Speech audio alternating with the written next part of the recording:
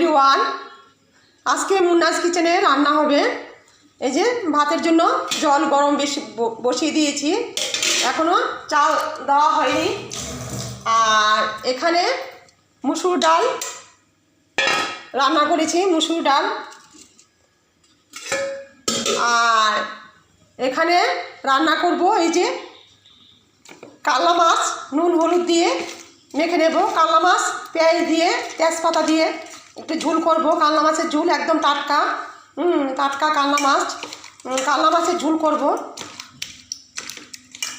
তো এখন নুন হলুদ দিয়ে কাতলা মাছগুলিকে মেখে নিয়েছি। তো পেঁয়াজ তেজপাতা দিয়ে কাতলা মাছের ঝোল আমার রেসিপিতে অনেক আছে, তাই আর দেখালাম না। আর এখানে হবে ইলিশ মাছ। ইলিশ মাছটা ছোটো ইলিশ, ছোটো ইলিশ মাছ ভাজি হবে।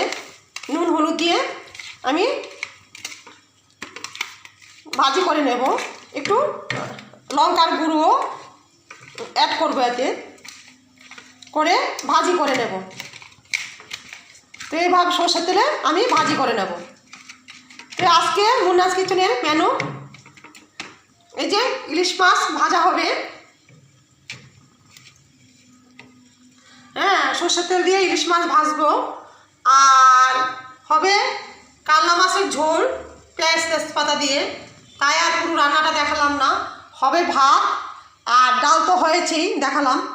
তো আজকে মুন্নাস কিচেনের মেনু এটুকুনি। তো আমি যা যা রান্না করি সবসময় মোটামুটিভাবে শেয়ার করি। তো আজকের মতো এখানে রাখছি। ভিডিওটা যদি ভালো লাগে লাইক, সাবস্ক্রাইব অ্যান্ড শেয়ার করবেন। তো দেখা হচ্ছে সুন্দর আরেকটা রেসিপি নিয়ে।